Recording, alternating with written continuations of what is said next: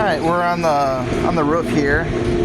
We are towards the rear of the building. I don't know if you can get an idea. So that's the front. And he climbed up, kind of scaffolded this wall here, coming down. Looks pretty good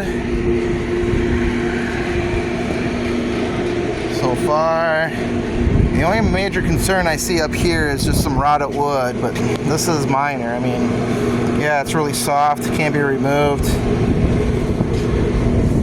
Got some GFIC. I'll go ahead and check this real quick. Looking good, but it doesn't pop, so it's defective. Every once in a while, nope. So I'll call that out as a defective outlet.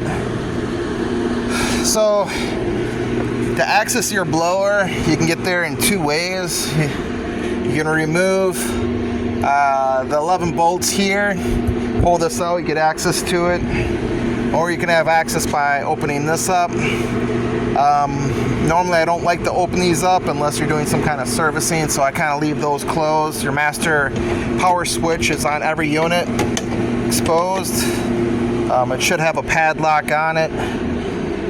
Everything in here looks pretty good.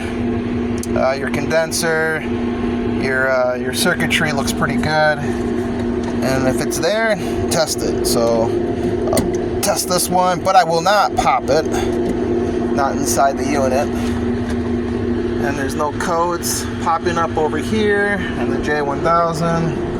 You can see I like when they actually put down how many hertz it's going to in the electrical diagram, so this meets everything that I can see so far.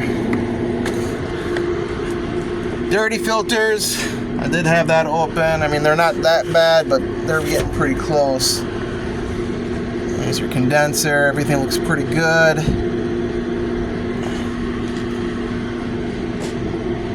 Go ahead and close this door here. The rubber membrane for the roof looks pretty good. Again, I love to see when we have blocks supporting the joints, the elbows coming in. It's off the membrane, and up here in Wisconsin that's really important because we do get a lot of snow, and snow turns to ice when it starts to melt. So we got this off the ground. Looks pretty good with the rubber membrane flashing up against the blower systems. You got a roof access port right here, which I did not use. I just climbed over the wall.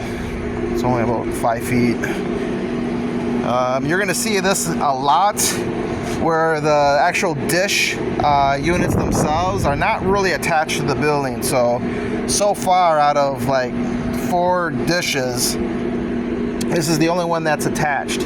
Normally I see them where they actually have their own great support system supporting it with cinder block. Is 95% is what I see. So that's not a defect. But what I do like to see, and they actually took care of it, is they took another rubber membrane, the same type, and they go ahead and put that down so when this actually does blow, and they do blow sometimes, they move, it doesn't cut.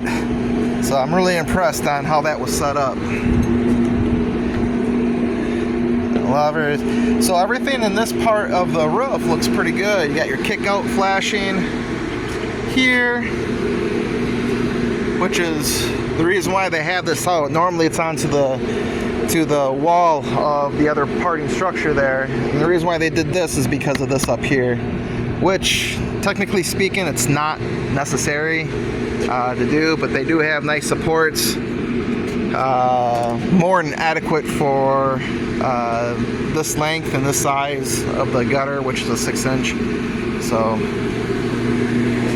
there we have it.